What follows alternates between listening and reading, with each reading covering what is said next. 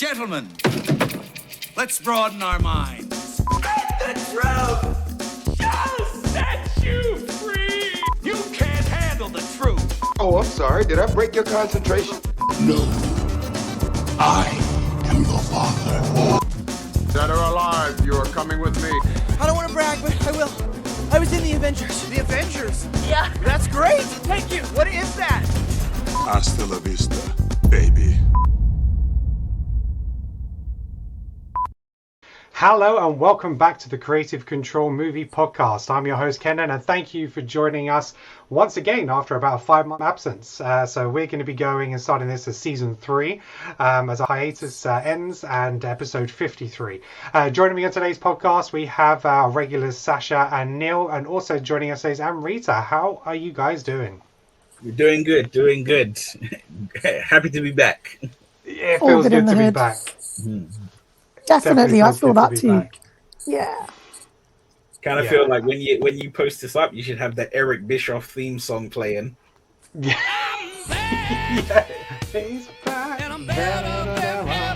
Yeah. All right. So what we're doing on today's episode, because we've been away for so long, we are going to do a summer movie roundup. So basically, we're going to be starting from movies that were released around the end of April, beginning of May, all the way up to kind of most recently. And we're just going to start going through them, giving our thoughts and opinions, giving some ratings. Not all of us will have seen everything, but I'm sure some films will create some more debate than others. Some will just kind of breeze through and just give some basic thoughts. But then hopefully we'll be back to more of a regular schedule, coming with an episode each week. So you get to see and hear a lot more of us. Right, so let's just jump in. And I wanted to include this movie because I'm not sure if we've spoken about it before, because I know we did a lot of trailer reactions, but I know one person in this group in particular loves this movie. So we're going to start off with Super Mario Brothers. That came out, I think it was April time. And Sacha, tell us your thoughts. Best video game adaptation ever made, hands down. Some people on here are going to disagree, but I'm sorry. Just look at the reaction videos. Just look at everything from all the Nintendo fanboys. I think if anything, Nintendo know their audience. They got their audience. Would I have liked it to have a bit of Pixar love? You know, old school Pixar love and a little bit of heart? Yeah, I've said that since date dot. But I knew Illuminations going forward, that's just not what they do. Never has been. And you know what? Like, yeah, this movie could have been a complete fail for not having that. But you know what? There's fan service and there's fan service. This had an explosion of fan service. I don't think any Mario fan came out displeased. That's for sure. Chris Pratt, fantastic as Super Mario, in my opinion. I thought he nailed it. I thought all the cast were fantastic. I loved Seth Rogen's Donkey Kong more than I thought that I would. Breakout star of the show. For me, though, has got to be Jack Black. Killed it. Killed it as Bowser. Killed it. Song of the summer. You know, so much so that I actually think with what's his name? With the guy that did the voice from Super Mario in the game stepping down recently, I reckon it'll be Chris Pratt to voice the games, you know, moving forward. Wow. I think it's going to be that cast from that movie. That's what I think. We'll find out when the game's out later on in the year. Super Mario, I don't know, he's an elephant now. Don't know why, but you know, new power up. But yeah, look, no, was it Super Mario Wonderful or Super Mario Wonder? People comment below. But I'm getting that on my Switch. Game was fantastic from every level. But anyway, I digress. Cool. Neil, what do you think? I enjoyed it. I can't it's give a 10. it. It's an 11. Sash did, because I enjoyed it, but what you said, Sash, where you were like, yeah, it could have done with like, you know, that early Pixar love. Yeah. I think it was missing that. And I think it was noticeably missing it for me, which kind of pulled me out of it a bit. I mean, everything you said, where you said Bowser was terrific. Jack Black nailed it. And if Peaches ain't in, like, you know, when it's Oscar time and it's like Oscar best talk song, if Peaches don't turn up in just nominated, it's a problem. It's a fix. It needs to be nominated just so we can see Jack Black sing it at the Oscars wearing that Bowser suit. So Yeah. give me that. Just give me that. I thoroughly enjoyed it, and Seth Rogen as Donkey Kong, that was hilarious. But it was just a very plain. For me, it was just very plain, very straightforward. I don't think it's the best video game adaptation ever, but it is definitely maybe top 5. So. If you say Raccoon City, Neil, I swear to God, we'll pull out right now. Amrita, what did you think? I'm kind of somewhere in between these guys because I did enjoy it. I really did. But I echoed the thoughts that Neil has around wanting that Pixar-y vibe because I think there's something that was missing for me too. And if I try and put my finger on it, I think that was it. But did I enjoy it wholeheartedly? Would I watch it again? Most definitely. Did I go and see it with a child who also really was like full of glee the whole way through? Yes. And yeah, I also absolutely love the cast. I think they all did an amazing job with it. Jack Black, hands down, stole it for me, especially his song. That was my favorite part of the whole film. So yeah, I think for me, are we doing scores? Is that give you scores? Want? Yeah. I would probably say it was like a 7.5 for me. So it was like a solid, good film. But I also agree with Neil. It wasn't the best game adaptation film for me. Yeah. Okay. Neil, what was your score? I gave it a 7. 7. Okay. I'm going to echo Neil and Amrita. But Sacha's mentioned it. He's made it clear. He saw something that was missing in the film. Yeah, for me, it is about the heart of those kind of movies. I either needed more from the brother relationship between Mario and Luigi, or a deeper relationship with the parents and his father, and that looking for approval kind of thing. So I would rather it from the brothers. Sort of like I think as Mario's the older brother. And if he's not being successful, and Luigi is kind of looking up to him, and he's not getting that. Sacha and I spoke about previously a little bit like the relationship in Onward, the Disney Pixar movie with Chris Pratt and Tom that's Holland. what I would have done different. Great brother relationship. And seeing something like that would have been fantastic. But it looked beautiful. Aesthetics, loads of inside stuff. There would have been loads of stuff that I didn't see or notice because I only know the Mario games briefly, but there was plenty for me to kind of enjoy it. But I said the thing for me is rewatchability. Would I go back and rewatch it? Actually, probably not. I've kind of seen it and done it, so it wasn't enough for me to go back to it because for me, story is the most important thing. So for me, it was a 7 out of 10 as well for Mario. Okay, let's move on. Polite Society. I haven't seen this. Who has? Yep. Neil, okay. Give us your thoughts and score. This was a beautiful movie. I absolutely loved this movie. It came out. When did it come out? It came out. I saw it when it came out in April, end of April. And yeah, this was 100% the kind of movie I wanted to watch. This is the kind of movie I want to make. Right. Okay. It's fictionalized reality, which I just realized what we were talking about. I now know the film we're talking about. Yes, I've seen it too. So is it a Bollywood movie or American movie? No, it's a British movie. British movie. In West London, Britain. Right, okay. Proper backyard film. And it was just expertly done. It's sort of like it has a quote unquote Tarantino type feel to it, where it's sort of like this heightened reality because it's just about real characters in a real life with a real situation. Well, somewhat real situation. It gets real unreal, but the premise is very simple, which is it's about two sisters. They're super close, and the youngest sister wants to become a stunt woman. The older sister, who's like an artist, supports her like 100%, even though her Asian Muslim parents are like, nah, that's not your road. They're both very they're not super rebellious, but they're rebellious enough. They want to live their life. They don't want to be shackled down by what tradition wants them to be. And the older sister gets a boyfriend who wants to marry her. So she kind of starts switching things up. She's like, oh, I'm not really going to be as arty as I want to be. And I'm not really going to be there for my sister filming all of her makeshift stunt videos. And then the younger sister, you know, she smells something's off with the groom to be. Mm-hmm. And it's her story of like she's investigating this groom to be, and not even really investigating. She's just like, this brother can't marry my sister. I don't want that. So I'm gonna like ruin the relationship, which sounds terrible when you phrase it like that. But she was determined. She was determined.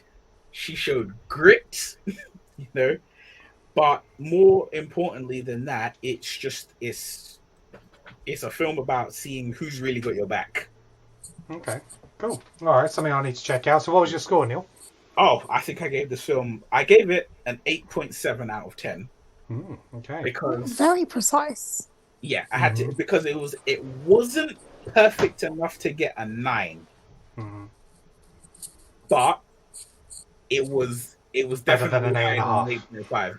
8.5 would be doing the film an injustice. Okay. But 9 is a stretch. Okay. All right. Amrita, so what score would you give it? I agree, first of all, with almost everything Neil said. It is a great kind of romp of a film. It's very entertaining. There are so many great aspects to it. But I think for me, firstly, being a Bollywood watcher, I'm half Indian. I watch Indian films all the time. And kind of loving the Tarantino style as well in that form of cinema. The mix of the two was quite delightful, actually, to see on the big screen.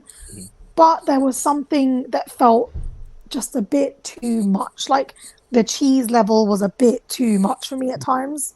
So for me, I can't quite say it was an 8.7. Sorry, Neil. But I will say it was an 8. It was a solidly good, entertaining film. Yeah. Cool. All right. All right. So just before we move in, I'm just going to add another participant to the group today. We have Lee Dixon joining us. How you doing, Lee? I'm good. How are you guys? Good? Very good. Very good. Long time no see. It's good to have you on the show. Ages. That's Gosh, I've not seen Lee in forever. I know, right? So thank you very much for joining us. Really appreciate it.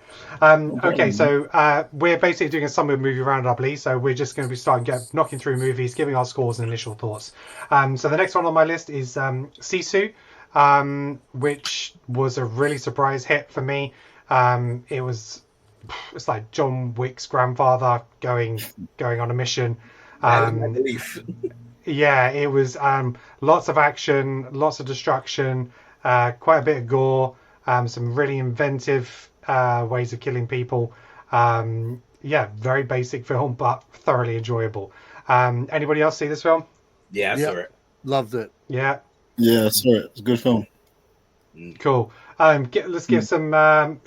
Basically, I gave it 8.9 out of 10.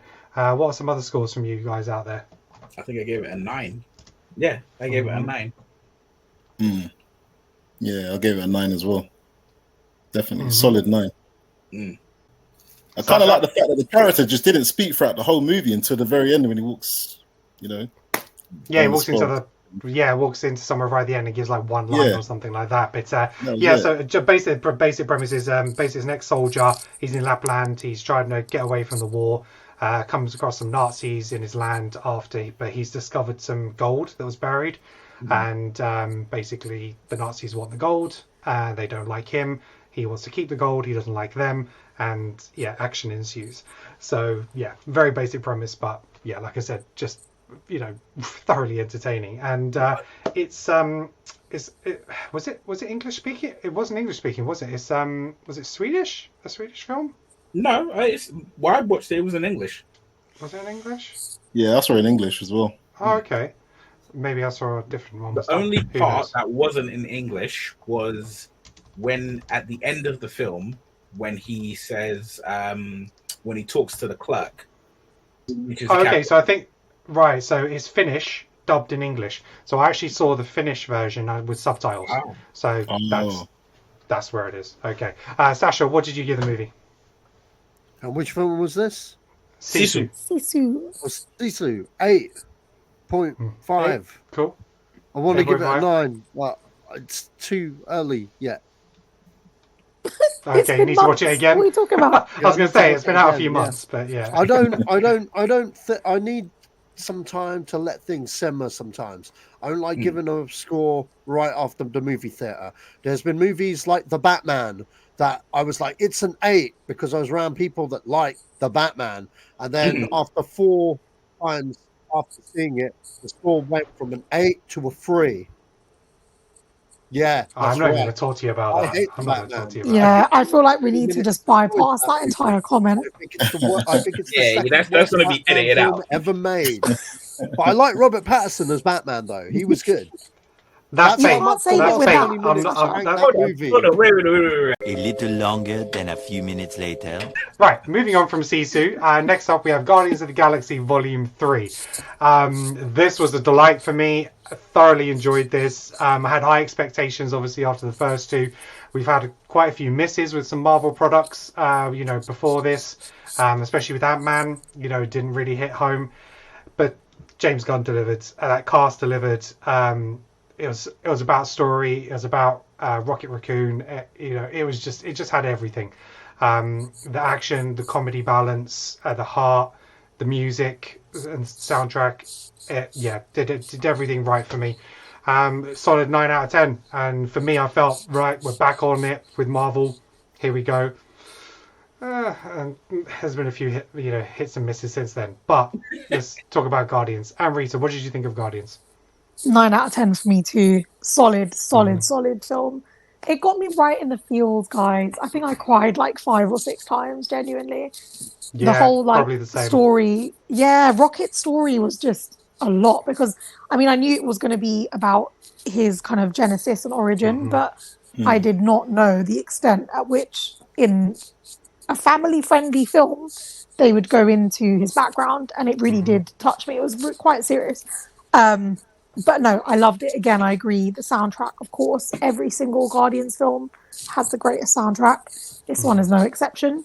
But I think where things left off in 2, and after, the Avengers' latest offerings and things, we've kind of seen things are shifting and are not in a great place for the gang.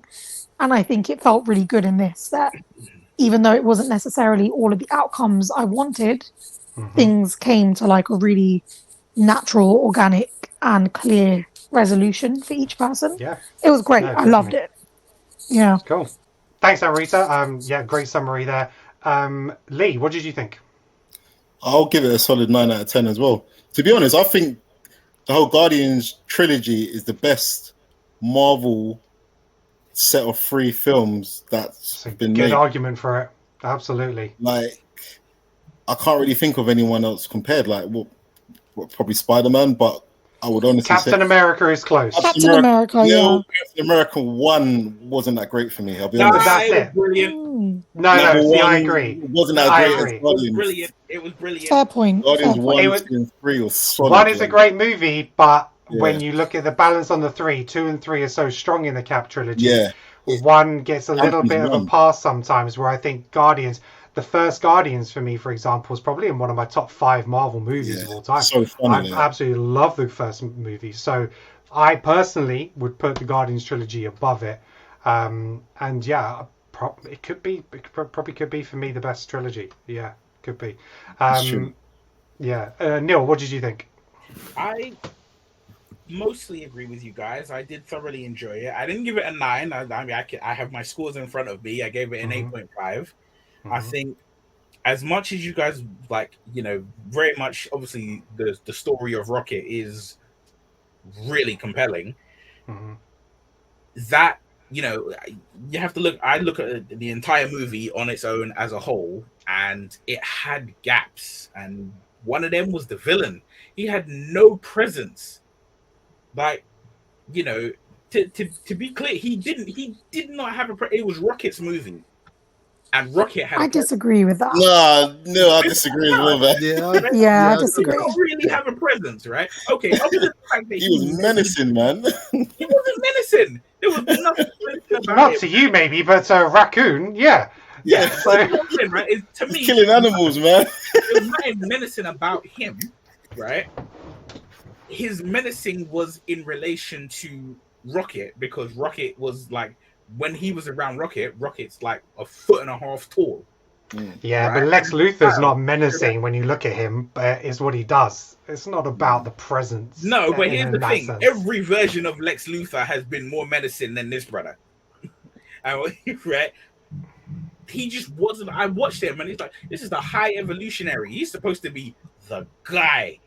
And I was just sitting there watching this, and I was like, you know, from all the comic books that I've read in my life, you're not the one. Okay, Sacha, what did you think? I give it an 8. I give it a solid 8. Best trilogy out of all the Marvel films, hands down. Mainly because number 1 is a 10, number 2 is also an 8 for me. Like Neil, there was one thing I was disappointed in. It wasn't the high evolutionary. It was what's the guy called? Who's Adam. the guy? Adam Warlock. Now, compared to the comics and the most recent Guardians video game, which is fantastic, by the way, everyone should play it. That he did okay, but I expected more from that character, especially being hyped up from the previous film and stuff. I thought he'd have a much bigger part than he did, especially considering how much of a character that character is in the whole Infinity Saga. I know obviously they cannot adapt that because we've done a version of that, but he's such an important character, and more importantly, he's a dick. But we didn't get that from him. We got a little sense that he's a bit off-ski, but like, do you know what I mean? Like, there's so much stuff they could have done with him, especially with the comedy and stuff. And I just felt that that character just shouldn't have been in the movie, full stop. Pointless. You know, he was in there because it was a trilogy. He was just kind of put in there. And because he is Adam Warlock, I felt there could have been more there with that character in terms of story, character, everything. But that's just me personally as a fanboy. That aside, film was good. Film was fantastic. Okay. It delivered. All right, let's move on because we've got a lot to get through. So the next up, we've got Fast X. To say I'm not a fan of this franchise would be an understatement. I think I enjoyed it up to 5, maybe 6. The one with the ending where unfortunately Paul Walker died in real life and they finished that movie. 7, yeah. And the way they finished that off, I was like, tie up there. That is the perfect bow. A brilliant end to the franchise. They decided to keep going, and now it's so far removed from what it was, and the ridiculous of it now. I can't buy into the ridiculousness of it because that's not how the franchise was set up and how it was and how these characters are supposed to be based in. It was supposed to be reality. It was quite grounded.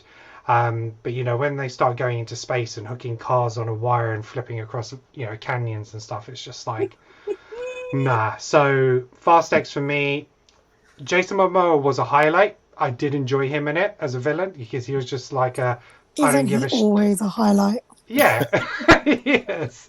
But he was just like, it seemed like they just said, do what you want with it. And he did. And he just embraced that. And yeah, so he was very funny in it. But, you know, Dom turning into Superman and flipping cars by himself, I just, no. It's just a big no from me. I think I gave it a 4.5 out of 10. So, and that was me being generous. That was me being generous. So, Lee, what did you think of Fast X? I gave it a 3. I think it was good, terrible. Man. I think it was terrible. I think that's one of the worst films to come out this summer. I think if Jason Momoa wasn't in that movie, the film would have been straight to Honolulu or like, I don't know, like, you know, it was so terrible. Like, it's just too far fetched now. It's like, it's just, I was watching it. I actually wanted to walk out of the cinema when I was watching it. I can't lie. I was thinking, this is actually angering me. Like, it's like, yes, they turned Dom into a superhero now. Like, you know what I mean? Like, it's like, as Sacha done with the Batman, I don't care. I'm just gonna spoil it. Like literally, if Dom survives that fucking avalanche of water coming down here, I am done. Like I'm literally done. Like what's he gonna do? Turn into Aquaman and fly out? Like I don't understand that. To me, it was the worst movie of the whole summer. Like literally, I agree. Terrible. I agree. Amrita, have you seen it? I have not. No, I've seen pretty much all of the rest of the franchise, but from the time that this one, all the reviews I was hearing at the time were things about going into space. I was like, no, I think this is where I draw the line. Yeah, it's a good decision. Sacha, what did you think? Didn't go see it. Okay, good man, well done. Neil. I don't know what the fuck y'all talking about. I gave this film a 7.5 out of 10. Wow. I don't know what he's talking about. Your membership's about to get revoked. So... No, but hear me out. Here's what I said. What I said in my review is what I stand by today, right? Now, I take it everybody here has seen John Wick 4. Right? And would you be comfortable in saying that John Wick is like a video game almost? 100%. Right. Yeah, I think so. Now, I would say John Wick is a video game on the level of something like, say, God of War. Like, you know, God of War Ragnarok. It's that kind of caliber of game. Fast X is a video game. Fast X is Streets of Rage 2. Right? Fast X wishes it was Streets of Rage Right? 2. What's Exactly. that yours? That's like Fast X is like Rocket League. No, right? Cars just flying around making no sense. No, because if I haven't even seen it, and I feel like that's just wrong. If you try and watch this film, and your mind is like, this is based in reality, it gets a 3 or a 4 out of 10, right? I wasn't expecting reality because of what I saw in 9. So I wasn't warped into thinking this is going to be something else. At the end of 9, when they went into space, I was like, all right, cool. I was like, I'm not expect. And the thing is, once you've done that, you've gone into space. You can't go down and make a super good movie now, right? Once you had them driving like, I can't remember what the car was, like a Pinto or something. Once you put that into space, like if you put like a 2006 Honda Civic in space, I am not expecting Oscar quality from your films. I'm not even expecting the Rotten Tomatoes to be like, yeah, that was good one. I'm expecting foolishness. And foolishness is what I got. Jason Momoa was like, oh, you man went into space in the last one, so I can do what I like. He did what he liked, and he killed it. And I was just like, yeah, you know what? I'm enjoying myself. This is actually all right. I was like, you're not trying to tell me something. The only things, my only drawbacks, really and truly, were there's too many family members to give a shit about. Yeah. Right. Every film, you know, somebody compared Dragon Ball Z to the Fast and Furious franchise, and they said it is basically the same thing. Every time Dom beats a villain and doesn't kill them, they become part of the family. Right? Right, true. And I was like, yeah, he's basically Goku. Right? And yeah, it was enjoyable muck. That's what it was. It was enjoyable. At this point, they just need to do the crossover with Transformers and G.I. Joe and just have it done. That's Basically. fair. Okay. Basically, what Neil has just said is we have to have complete abandon in order to appreciate that this film was actually Oscar-worthy genius. But to me, there's abandonment of reality and sensibility, and just you crashed I don't two know. helicopters. The fact that you enjoyed it, fair play to you. The fact that you enjoyed it, I'm happy for you. I'm happy for you. The last time I saw a helicopter get destroyed by a car was John McClane, Die Hard 4, and that had more realism to it than what Dominic Toretto did. And I was just like, every time I saw something that was just outlandish, I was just like, you went into space in the last film. Okay. John Cena and Vin Diesel trying to convince us that they're brothers. You're trying to convince in Fast 9, they tried to convince you that John Cena and Vin Diesel were blood related. Same mother, same father. Do you know They what, tried though? to convince me that every single movie was about family, but we didn't talk about this brother for 8 movies. It's I like, know. no. Exactly. No. That's why I'm like, it's You'll cool. pull this guy off the street and bring him into your family, but your brother, no, I'm not going to talk Do you know about what him. I will say though? In an era where like cinema is dwindling and films are just not existing in the actual cinema, they're going straight to like streaming and whatever. I do appreciate that this group of friends, and I'm going to call them friends because they're all friends in real life, have decided to hell with it. We're just going to keep making films together and adding more and more people to this family. I appreciate that. Fair play to them. Yeah. And it's obviously working. It's like their money. version of Oceans 12 and 13. They just Literally. knock them out. Yeah, fair Except enough. they've actually Okay. got up to 13 nearly. Yeah. Okay, so I think the next one, part 2 is like next year. But okay, so let's move on to more positive things. Spider-Man Across the Spider-Verse. So much has been said about this movie all summer. The first one was fantastic. Probably the best Spider-Man movie made. This one is at least on par. It's lots of threads weaving in and out, lots of variations, lots of nods. The Lego sequence, like animated by like this 12-year-old who did, they found on YouTube because he did a Lego version of the trailer that dropped, and they like brought him in to do that whole Lego segment. You know, it's just so many really good feel good stories throughout this. The nice little turn at the end, and yeah, just can't say enough about this movie. I give it a 9.7. So yeah, Lee, what did you think?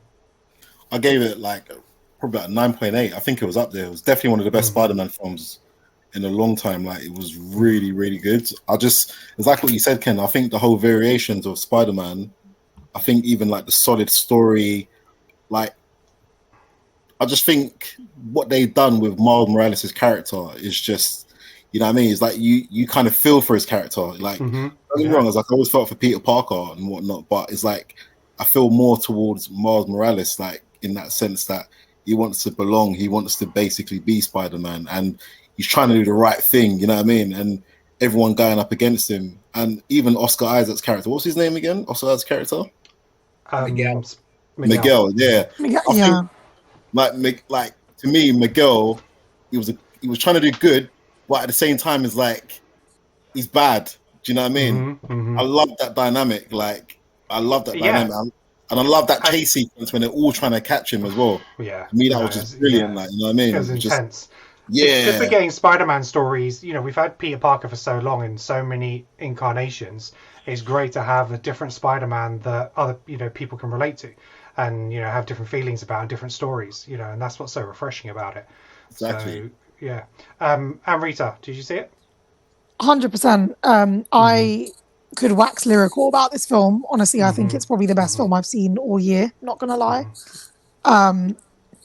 I would strongly urge anybody to see this film, even if you're not even a Spider-Man fan, or even if you have no knowledge of any of this Spider-Verse business. Don't need to. I just think, honestly, it's a masterpiece, genuinely. I loved the first one, but I actually think this is even better than that, because animation-wise, the thing that I truly artistically appreciate in these films is the first one, the illustration and the graphic kind of style of it was so beautiful. But in this, it was even more out there, because every single world, if you like, every single area had its own artistic style and look. And I really appreciated that. I think it's an absolute out and out masterpiece.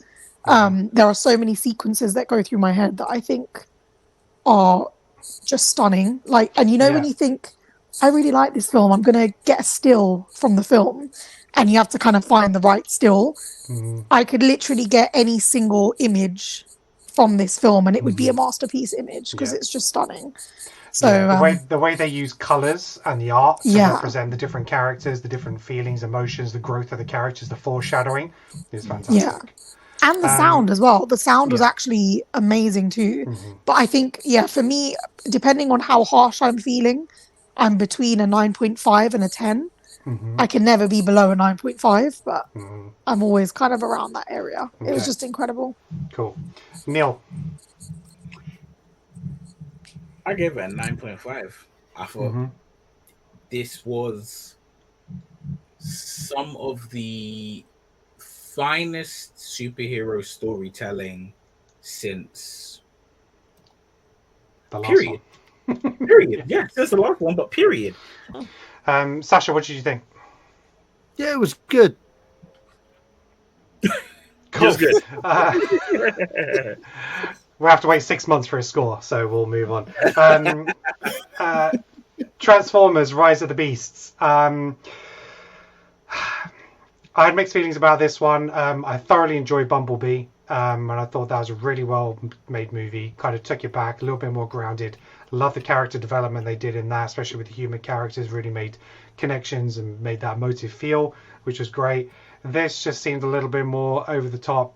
For me, they went a bit too big too soon.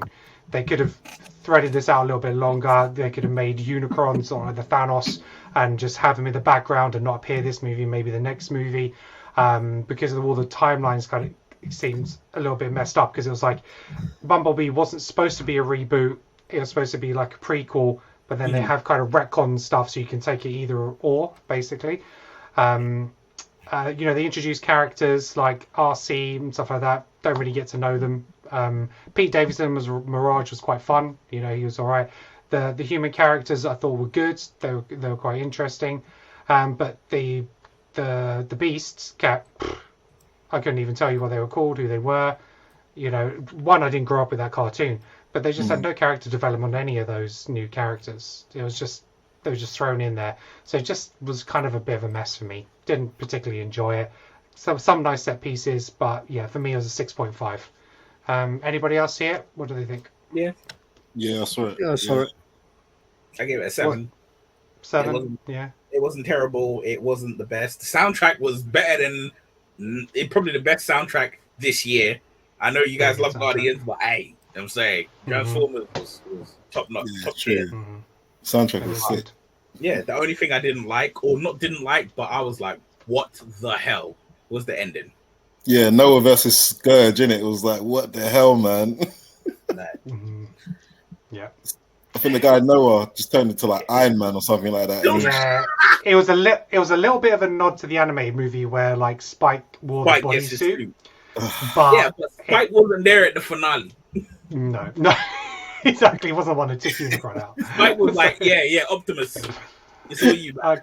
Run, go ahead. That was just to keep him alive, which would have been fine if that just kept him alive. But yeah, he had to go Mr. Big Balls. But yeah, Sacha, I think you quite enjoyed this one, didn't you? Yeah, I don't mind it. I went in there expecting trash, and trash is what I got. But, at the same time, it wasn't as bad as I thought it would be. I thought it was pretty funny, but maybe it was my mindset. I don't know. But yeah, it was what it was. I wouldn't watch it again. I'd say it was like a 6, but yeah. I think you gave it an 8 on Facebook, so I think I was high on something, dude, when I saw it. So this is what I'm talking about. This is why his scores mellow out. This is why I need to balance out, man, because I come out saying crazy shit like that and the Batman. I mean, jeez. We're not going to touch that. Amrita, did you see Transformers? I didn't know. Again, I was a fan, have been a fan. This just, even from the trailer, didn't even tempt me, to be honest with you. Let's talk about probably a film which is a very mixed bag. Absolute box office bomb. Took no money. And it, even though it's been, it's a film that's been in production for like 10 years or something ridiculous. It finally came out. The Flash. It was a mixed bag for me. I have to say that overall, the story I quite enjoyed. I was expecting worse from this.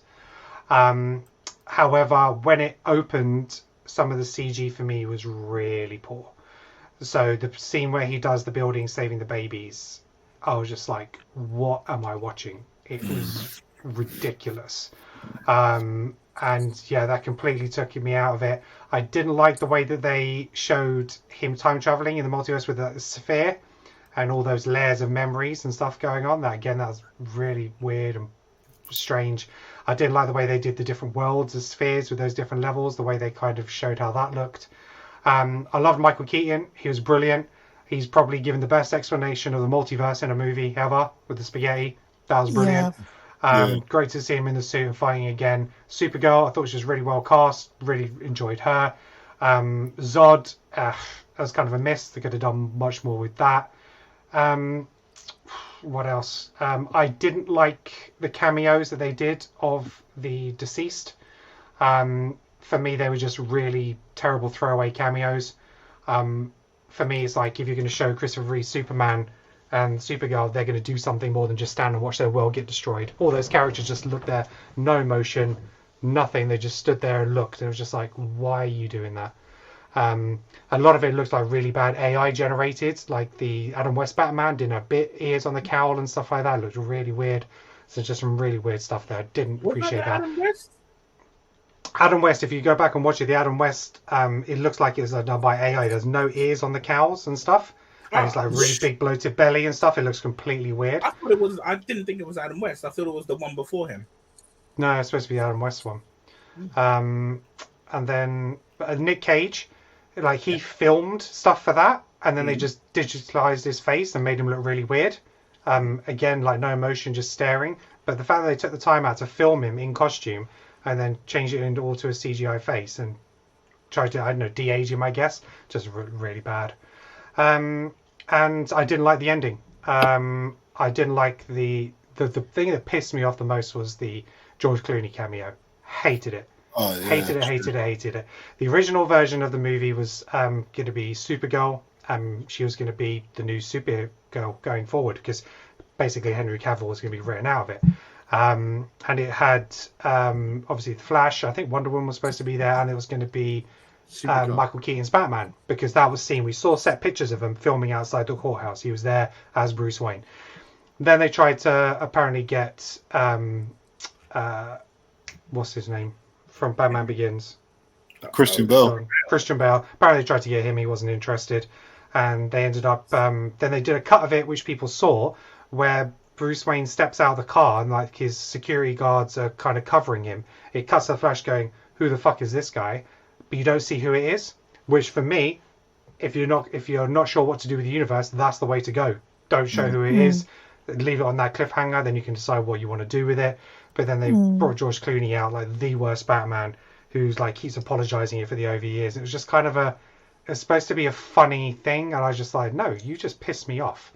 You could have done so many other things, and you just threw him in there, and I was just like, nah, wasn't a fan. Some people liked it, but yeah, I think I gave it a 7.5 because I think it was a lot better than what I thought it was. But there was some really poor CGI. CGI doesn't make a movie, you know, because ultimately the story was quite good and the heart was in the right place. But yeah, there's still a lot of things wrong with it. Yeah, anybody else? You know what? I give it a 7. Straight up, thinking about it. Yeah, I did enjoy it a lot more than I thought I would because I don't think I did enjoy it. But yeah, I agree with you with the CGI babies. That when that opened, I was like, this is horrible. And not even that, distasteful as well. It's like, why would you throw babies out a window and make that like a big action scene? The thing is, like, adding this is the thing with Hollywood. It's like, we want to see tension, maybe not throwing babies out the window. There would be tension if I felt the babies were real at any point, but you knew it was fake CGI because the CGI was bullshit, and they could have come up with a better action sequence. There's a billion things they could have done. Michael Keaton was fantastic on all levels. Kind of made me wish, why did we recast him in the first place? He should have been Batman for the past 20 years. I would have been fine with that easily, but then, you know, would the quality have been good? He would have had to still do Batman Forever and Batman and Robin. So, well, I guess after the first two, we would never have blamed him. But anyway, my point being is, what do I think about all the cameos? Well, yeah, it looks CGI fake and bullshit, but, you know, that didn't bother me at all. I was like, cool, it is what it is. Like, most films these days look fucking terrible. So, you know what I mean? Like, just didn't faze me. I put up with Wonder Woman's shite CGI bullshit, and that turned out to be a pretty okay ending for that first film. Not 84. But then George Clooney, I laughed my ass off, bro. I'm sorry. If I got Supergirl and Batgirl and doing all of that and then writing Cavill and Affleck out, I would have screwed. I would have been like, wow, they really torched and burned this shit. And you know what? Sure, they could have put in Affleck and Cavill, but then I would have been like, oh man, like. No, I didn't expect Affleck and Cavill. No. Huh? I never expected Affleck and Cavill to be at the end. Yeah, I know. Well, I know, but like, for some people that would have made it great again, but then it would have led to nowhere, and we still would have, you know, all those people on the internet webs would have like still come up with conspiracy theories that like fucking they were always going to do X, Y, and Z when they weren't.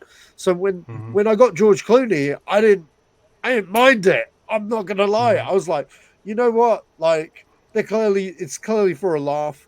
And he's clearly having a laugh, and I'm laughing. I was just laughing because I knew how bad this movie would be. So, but yeah, no, I didn't mind the cameo. Fair enough if it was salting a wound for people to relive Batman and Robin, but I digress. That film was so bad, but you know what? I made good friends out of that film, so I have nice feelings towards Batman and Robin.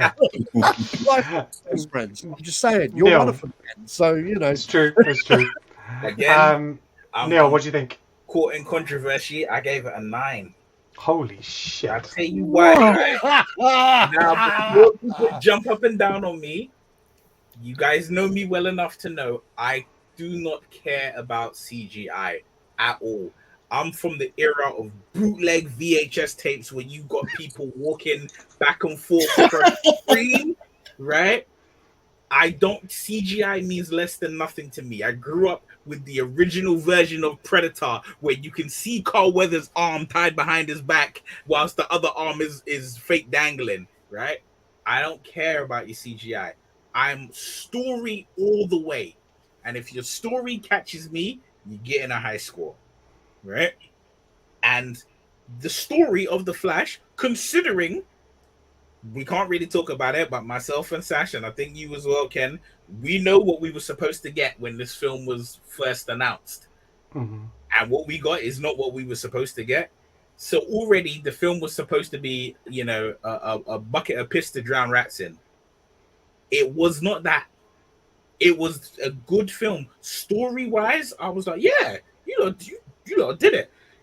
People not happy with George Clooney coming out the car. Listen, y'all better bow down and kiss his freaking bat-nippled suit. Because if not for that garbage that was Batman and Robin, you lot don't get Batman Begins, which you love insanely, right? Sometimes it's true. But sometimes you need an Amber Heard to shit in your bed. Wow. You know what? May I add something? You know what? You know what would have been better than Clooney for me personally? Val Kilmer. I don't care. Yeah. Val Kilmer show. If Val Kilmer had rolled in, I would have been like, cool. Iceman's here. It's all good. Like, I would have been fine with Val.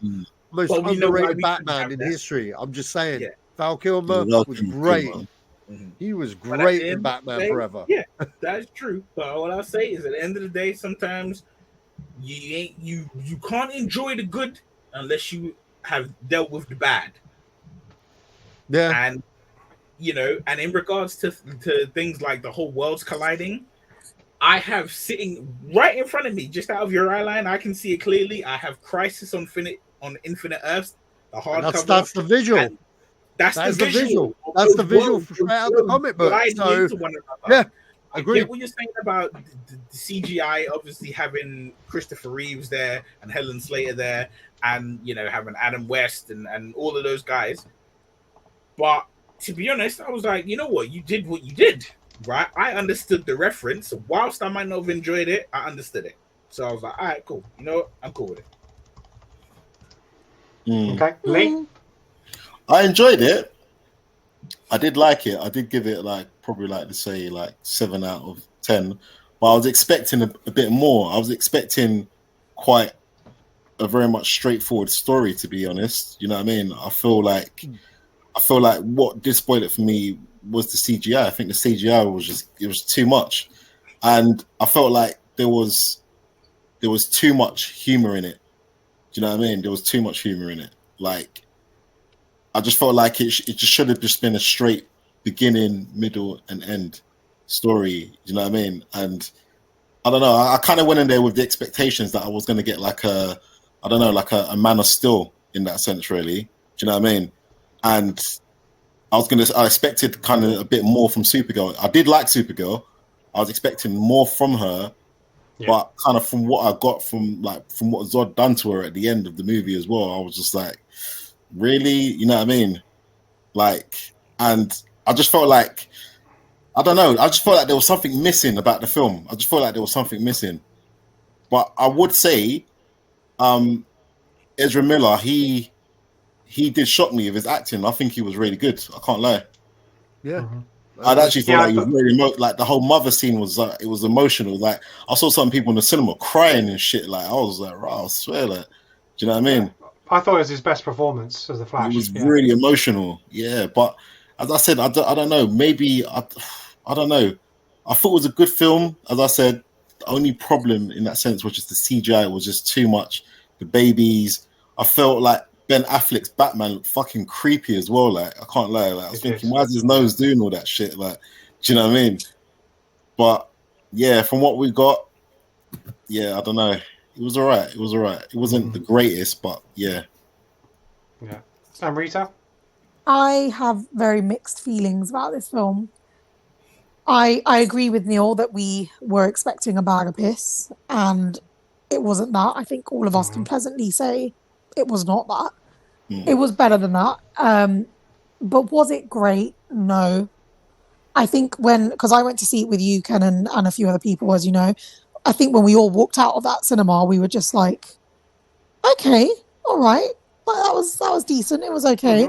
But then when we started talking about it, there were loads of holes we were picking, such as the CGI, such as the horrendous scene with the babies, such as a few other things. And I do have a mixed feeling of it. I think there are many things that I loved. I loved Supergirl in it, actually. And I wasn't expecting more, but I was hoping to see more of her. Yeah. But I did really like her take on it. Obviously, Michael Keaton was the OG gangster in the film. He was amazing. And I have to say, I did really like Ezra Miller too. But Ezra Miller has always been a good actor. That was never up for debate, I don't think. I just felt that there were elements of the film that were on point and really like hit the mark, such as the humor. I actually found it really quite funny at points. But then there were other elements that felt completely all over the place and messy. And it was very much a film that felt like it had multiple stages of production, which is what came across to me. And I think for that, I think when I came out, I said it was a 7.5. I'm now at about a 6.5, realistically. Okay. Yeah. No, I think I think as much as I criticize a lot of it, I do have to remember that I enjoyed quite a lot of it. So yeah, I stick at the 7.5 because I did feel coming out of there, I had a good time. You know, I didn't feel annoyed that I've gone in to see it like Fast X. So I was like, you know, but then the more you think about it, the more you look at stuff, you think, I haven't actually watched it all the way through for a second time, so I do need to give it that opportunity. It's a long ass movie. Yeah, it is a long movie. I didn't have an issue with the different multiverses looking like planets, but it's just the way they had these weird banners going around them showing like levels. If they were actually just separate universes and like look like Earths or something colliding, that's different. But it's just the way they're designed. If they're in the comics, fair. But for me, that felt like a really weird visualization of it from when I saw it on screen. But that's just me. Right, let's move on to the next movie. We've got No Hard Feelings, rom-com, Jennifer Lawrence. I quite enjoyed it. I actually thought it was really refreshing. Thought it was really funny. Unfortunately, it wasn't as good on the second time viewing as it was the first time, but I think a lot of there is like shock value and initial responses on that first watch. But I came out of it thinking that was really good. I'm really surprised. I actually gave it an 8 out of 10. So I thought it was pretty good. So yeah, anybody else seen it? Yeah, same as me. 8 out of 10. Which film? 8. No Hard Feelings. No Hard Feelings. Hard Feelings. Oh no, not seen that. Lee, did you say you've seen it? Yeah, I've seen it. It was funny. It was like, what? It's just Jennifer Lawrence's first movie in a long time, isn't it? I swear. Yeah. Like since her pregnancy or something like that. Yeah. But no, it was funny. Like, you know what? I went in there with the expectation that like it's just going to be like a proper cheesy film, but I was actually laughing my head off. It was actually funny there. So go with that. Really, it's good. Cool. I'm the same. I would give it 8 out of 10 as well. I thought it was actually hilarious. Actually. Yeah. No, one of the better comedies because we don't get very good comedies these days. So, right. Next up is Pixar Elemental. This was like a Cineworld advanced screening, which I saw it at. It was okay, but unfortunately, I do think Pixar has lost its spark a bit. It's visually stunning. It looked beautiful, amazingly crafted characters, but it was just quite paint by numbers. Normally, Pixar movies make me cry multiple times. This got me, and I didn't think this movie was going to get me. It got me right at the very end, when the main character's having a conversation with her parents. But yeah, just something was missing about it for me. I don't know what it is exactly, but so for me it was a 7 out of 10. So not one of the better ones. Anybody else? Yep, I saw it. I think I saw it with you as well, Kenan. I think it was okay. I know exactly what you mean. I think you and I spoke about it after the film about that lacking in magic a little bit. I did get teary-eyed in one particular spot, which I won't give away, but when shit is hitting the fan. A while, but yeah. So yeah, the point where he basically evaporates, that point, I was like, no, their love story. But there was something missing, and I kind of didn't like that.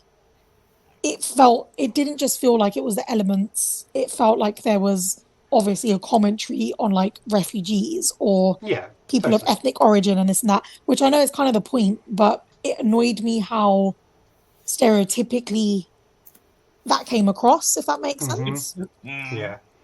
The writer and director of it is based on his own true story of his immigration and stuff like that. So he's written it from a point of view of something being very personal. So I would hope that any stereotypes that we may see is just because of that's how it was, but whether it's done in a more hardline way for cinema audiences, it may be the case.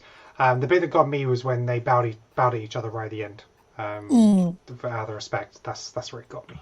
That was moving. Yeah. Anybody else? I don't know though. I feel like the score's got to be around 6 though. Nobody else? Neil, you haven't seen it? I didn't see it. Oh, I haven't seen it. But now that I know what happens, I ain't seeing shit. Fair play. You don't really know what happens. But I think it's on Disney Plus now. I know somebody evaporates and I know 2 people bow at the end. I'm good. Yeah. Not major spoilers, Neil. No, it just came on Disney Plus yesterday, so at some point I will watch it. Okay, cool. Because I haven't seen the little. Actually, some of you might have seen it. The Little Mermaid. Any scores on that? I haven't watched it yet. What was your score? Mermaid. Same. I thought it was pretty good. I think I gave it a 7 out of 10. It was everything I thought was going to be a problem wasn't a problem. So I'm like, all right, cool. Amrita? I really, really liked it. I thought she was incredible. Absolutely nailed the voice, nailed the Disney princess vibe, nailed it all. The only thing I didn't like was the ending of the film. I really didn't like the cheese of the ending because it wasn't like the original. And the music was a bit... I just don't like that they keep changing the music to make it different. Right. But other than that, I really liked it. So 7.5 for me. Yeah, I have to agree with you, right? The new songs or the revised versions of the classic songs weren't as good as the classic songs. Agreed. And the new songs didn't work. Yeah. They didn't work. They were put in to give characters more story than they needed, but they didn't work, if being honest. All right, cool. Moving on, Indiana Jones and the Dial of Destiny. This has got to be Ford's last outing on this one. A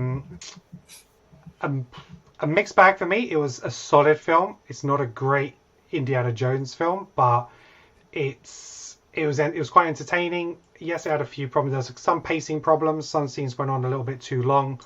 I didn't particularly like the dynamic between him and his goddaughter. I would have rather that have been a little bit different.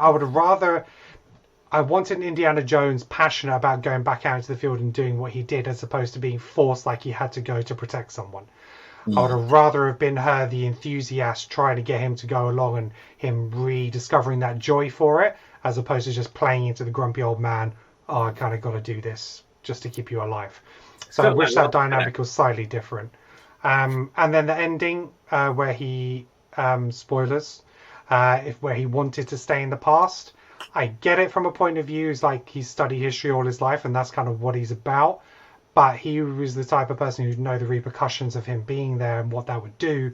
And the fact that then he went to cut to black and he's back in the real world, back in his own timeline. I don't know, it just didn't sit right. It just felt like a clumsy ending to me, personally. But other than that, yeah, fairly decent. I gave it a 7.5. Anybody else? Yeah, I was exactly the same as you. Yeah. I gave it a 5.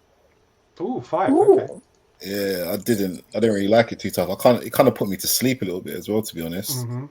And I just feel like his goddaughter, she annoyed the hell out of me. Like, to me, her character was so annoying. I was just thinking, I want to watch Indiana Jones, man. Like, I don't want to watch her. Like, you know what I mean? Like, just every point. I mean, she was just trying to take, like, what was she trying to take? She was trying to take that thing away from him, and like, and she was doing the whole gambling scene. It was just a bit, you know what I mean?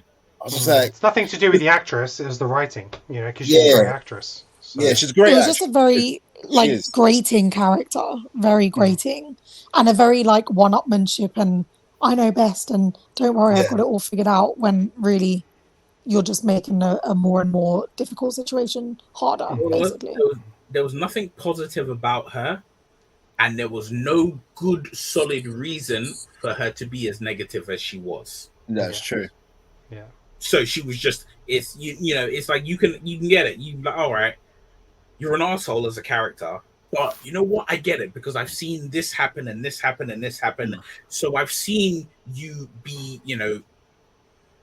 become bitter with the world or become bitter with this situation. But no, it was just like, hi, I'm an asshole, but you have to love me because Indiana Jones is my godfather. Like the worst psychic he's ever had in any other Jones movie ever. Like, I think if Shia LaBeouf done a better job than her, like, to be honest. Yeah, I'd probably agree. However, the opening scene where they de-aged him and they did that whole flashback sequence, that was fantastic. I didn't like that bit. That was good. Really? That's what you call great. That was great. Yeah. I wasn't a fan of that bit simply because I thought he was too good a fighter. They made him too good a fighter in that scene. Okay. Well, he's always been kind of a one-punch man. Yeah. I do think, though, the action in general, this might just be coming from me as one of the youngest in this entire podcast group, but I found it very Indiana Jonesy, and I did enjoy watching all the action scenes. I was kind of carried along like an adventure each time. So that I felt the spirit of the franchise, but I don't think it delivered as much is the bottom line, really. Yeah. I would probably rather have seen a whole film of him de-aged and just back in that environment. That probably would have worked for me. Sash, what did you think? Is Indiana Jones is close to your heart? Some of your favourite movies of all time? It was good until it wasn't. Okay. That's literally At what point it. It was good it not? until it wasn't. Well, for me, here's the thing. The last 15 minutes killed the whole movie. I just felt I didn't mind the back in time thing as much I as didn't have a problem with that per se. I didn't mind it. Agreed. I was like, cool. I actually will actually counter your thing on that. See, the thing is in Raiders of the Lost Ark, Belloc, who's like his yin to his yang, okay, his nemesis in that film. You got the Ark of the Covenant, and he's got a missile launcher. And he's like, I'll blow the Ark, Rene. And he's like, blow it up. Do it. I know you won't. You know what I mean? You want to see what's in this Ark just as much as I would. And that was a throwback to that. Him being in that time and him not wanting to go, sure. I thought it was very good writing that he wanted to stay, because look at where he is in life. He's an old man. He's seen life come and go. His son died. His wife's left him. There's nothing for him outside if he went back. That's why he wanted to stay. Sure, I can understand him wanting to. Wait, hear me out. I haven't finished. Sure, you could counter-argue he's an intelligent guy. He's a professor. He would know the repercussions of what that would do. However, you're talking about an 80-year-old man that has lost a lot. And not only that, having deal with an intelligent person that wasn't making sense in her later years, my grandmother, and my father as well, before they passed on. When you're looking after your parents at a very old age and your grandparents, that's a very logical reason. Doesn't matter how smart and clued up they were in their past. I'm sorry, that hit. That really hit. It really I think I agree with you on that, Sacha. They're like, you can have like the smartest person on earth doing irrational shit, all right, at that age, with that mindset, because it's not about what's logical, it's about what's their needs for them. So I completely got that. And when Phoebe Waller-Bridge was begging him to stay and blah blah blah, I could get bored on that. However, the fade to black, get the fuck out, because that cheapened the whole moment, because he as a character has to realize or get on board with what she's trying to say. All right. I would have been fine if she'd slapped him and it'd been a comic moment where he'd been like, ow, or you could have made it, turn that into comedy, him getting shit together and save the day, or like be like, okay, I can fly a plane, because let's face it, he can, because he must fly, yes, land, no, whatever. You know what I mean? That would have made more sense, but they didn't want to give us that. They were just like, we need to wrap this up, or whatever. I'm not going to get into it on this podcast because I could completely go in, but Fade to Black annoyed me. It cheapened the whole movie. We went from there into a completely different movie now, which was a little bit more of a drama about him reconnecting with Marion, and the two didn't add up because of the Fade to Black. You know, it robbed us of him finally being indie. It robbed, it completely brought a downer to the film. And, you know, side note, I didn't appreciate the kids. Like, here's the thing, all right? It was well written. If I never seen Temple of Doom before, it was well written. Fine, the kid was fine, all right? The flying thing, they set that up throughout the movie, etc. The problem with the kid was, I've seen Temple of Doom, and Short Round is a better character, and how that's about a movie. So it was just kind of like the Star Wars thing that Lucasfilm keeps doing. We don't have any original ideas, so we're just gonna throw you the nostalgia berries. He had a sidekick, we'll give one too. And you know, that's also another score down, because, you know, and this is nothing against the kid or the writing in the particular film, because there was nothing wrong with that. If I'd never seen the previous film, fine. But it was just kind of like, what are you doing? That's Short Round 2.0. Just come on, man. No, I 100% agree with everything you said there. Fade to Black. Fade to Black. You know, no, that's exactly. I 100% agree with you on that. I didn't have an issue with him wanting to stay. Is I wanted him to realize that he couldn't and have an opportunity to say goodbye to that place and time. So whether he got something from them, which he took back, whether he left an imprint somewhere, which he could then find later on to prove that he'd been there, something like that, which would allow him to realize and leave, because that would have been the harder decision. You're right. The cut to black was the issue. Absolutely, 100%. Yeah, 100% cut to black, man, because they completely demasculated him, man, and just made him like some wimp, you know? And it's like, fucking hell, man. Like, how could you do that to the title character? Just anyway. Anyway, let's move on. So, Mission Impossible: Dead Reckoning Part 1. Loved it.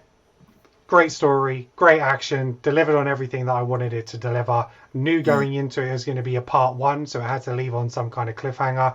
We saw the bit, obviously with the motorcycle jump in the trailers. Kind of wish they hadn't put that in there, but you know what? The train scene at the end, it didn't matter because I didn't really know what to expect with that train scene. That whole segment was phenomenal. So yeah, fantastic. I think I gave it a 9, but I think on a second watch, I think I gave it a 9.5. I was or a 9.4, I think it was. So fantastic for me. I'm so gutted I've still not seen it. I've seen it Monday. Yeah. Come with me and Richard. I really want to see it. I might do. Yeah, let me see if I can. Do it. Lee, what did you think? I loved it. I love Tom Cruise, man. Tom Cruise can do no wrong right about now in my eyes, boy. Trust me. He's just a man. Like, I loved it. The only thing I would say I didn't really like about the movie was, well, it's a good film. I loved it, as I said, but it's not better than Fallout. It's not better than Fallout. I agree. I feel like the villain itself, the whole AI bullshit, like that was just getting on my nerves. I was thinking, I want to see I want to see a menacing villain, like how Henry Cavill's character was. You know what I mean? You know, like someone Tom Cruise could actually go up against and was like, all right, cool, this is going to be a big face off. You know what I mean? Like, I feel like basically like, you know how you're playing Mortal Kombat, you got Shang Tsung and you got Goro, yeah? That's how I felt like the guy, he was the one with the knives. That's how I felt like that's how he was. I didn't feel like he was on Tom Cruise's level, you know what I mean? And obviously, as I said, I know this is a part 1 and everything, and obviously going to do part 2, but hopefully part 2 will be much better. But I did like it, like the whole motorcycle scene, the train scene was just phenomenal, literally, and just like the story itself, and even Simon Pegg's character, like just you know what I mean? Yeah, I mean, Fallout raised such a bar. Fallout's probably one of the best action movies in the last 10 years. That is just brilliant. So it had a high bar to achieve, but like I said, it did fairly well.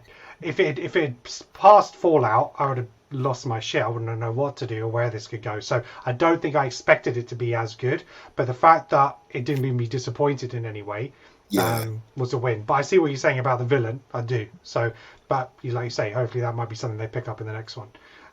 Neil, what do you think? I thought it was good. I didn't think it was great. I think I gave it a maybe. I need to pull a sash and not rate films immediately after I see them, because I gave it a 7.5 out of 10. I had issues with it. I think I know it's a 2-parter, but the film, even as a 2-parter, felt incomplete. Okay. It felt more like this is a bad example, but it's the best one that comes to mind. You see, like them Twilight films, the last 2, right? That's one full story. Or no, a better example was the Harry Potter, right? So the last Harry Potter films are one complete story split in 2. So they wrote the story, they found a point that they could say this will be the end of this of part 1. I don't feel like they did that. Obviously, I need to see part 2 to find out whether I'm right or wrong. But I feel like they knew it was going to be a 2-part film, and they just wrote part 1 and was like, okay, this is long enough. We'll stop here, and then we'll fix whatever it is. We'll figure it out. Okay. Yeah. And the villain, you try to set someone up as Tom Cruise's equal, and he's not Tom Cruise's equal. Yeah, it's true, man. That they've got this long-standing history. It's a bit like a film that it's a bit like the Vin Diesel having a brother in Fast and Furious films that he doesn't talk about for 8 whole movies. It's this guy is supposed to be essentially Tom Cruise's nemesis, and we never hear anything about him. We never hear nothing to do with him. We never hear about any situation involving Tom Cruise that leads us to think this guy is the guy. He just so he killed your girl and then ran away, and you joined you joined MI6 or whatever, and that was it. MIF. Yeah. Okay. MIF. Thank you. MIF. Sacha, what did you think? Film of the summer. 9 out of 10. I agree with Lee. Not as good as Fallout for sure, but you know what? The train. Damn, that's what's missing from action films. That's all I'm saying. Like these days, like it's so good. It's so good. Yeah. I really enjoyed it. I need to see it again. I'm going to see it again. I would have seen it 10 times already if it wasn't for me like globetrotting, but you know. But yeah, I saw it in IMAX, so yeah, it was phenomenal. Okay, so let's move on to Oppenheimer. Big, you know, obviously we had Barbenheimer weekend, Oppenheimer and Barbie. I did see them both on the same day. I saw Oppenheimer first. Yeah, I saw Oppenheimer first. Yeah, I've not seen Oppenheimer. And the missus came with me as well, so I was impressed. So Oppenheimer was good, very well acted, real great tension. You know, Nolan is a great filmmaker. I wasn't a fan of Tenet, so this for me was a welcome return to what he does. It, as much as it was an IMAX, like this IMAX experience, it wasn't an IMAX movie for me. It was more about the performances. There wasn't necessarily any visuals in this, like, oh, you have to see it on IMAX. It's not that type of movie. But being a Nolan film, he films it that way, and that's the way he wants it to be seen. But yeah, no, for me, it was a 9 out of 10. It was a good movie. Really enjoyed it. One of his better movies. So yeah. Anybody else on Oppenheimer? Absolutely agree. Go on, Amrita. I'm sorry. I'm going to be like a downer here. So I think everyone in this group knows I am obsessed with Christopher Nolan. Like his films are literally always my favorites. I loved Tenet as well. I was one of the few that really enjoyed it. But this, for me, I really struggled to connect with the storyline. Genuinely, I found it difficult. Do I think the film was a masterpiece? Visually, cinematically, absolutely. I don't think anyone makes films the way Nolan does, and he knows his craft inside and out.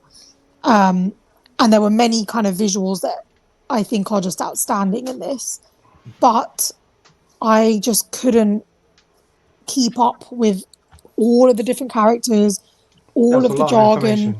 Yeah, like, and it was so script heavy. Like, it was a very, very intense dialogue driven story.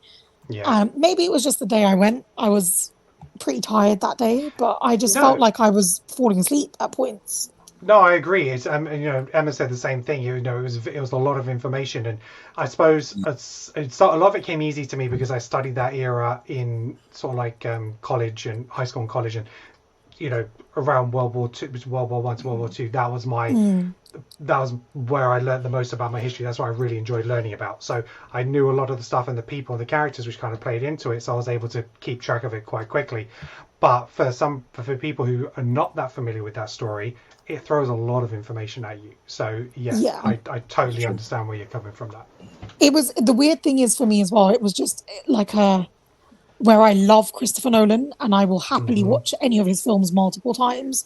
This is the first time I think I've thought I've seen it. Yeah. It was decent for what it is, but I don't know that I want to watch it again. Yeah. I don't know that I enjoyed it, and that's the problem for me. So I would say I'd probably give it about a 7, which is low for me with Christopher Nolan. Yeah. One aspect I did really like was the use of color and black and white. The color was the objective, so that was from Oppenheimer's point of view, and the black and white was subjective, so it was from other characters' point of views, mainly Robert Downey Jr.'s character. So it wasn't a true reflection of his own account, but others. So I really enjoyed that. I thought that was a really great way of demonstrating that, where the truth lies and from what perspective, kind of thing. Okay, Lee, what did you think?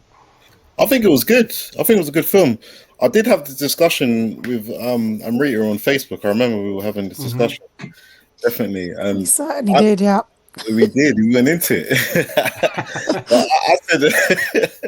I said I liked it. I liked the storytelling. I thought it was interesting. It kept me hooked. And obviously, like, you know what I mean? Like, the way how Nolan, he tells a story and the way how he does keep you hooked in the film sometimes, like a lot of the time, should I say, like, I think it was brilliant. Like, plus this is a movie, it had a lot of talking in it, you know what I mean?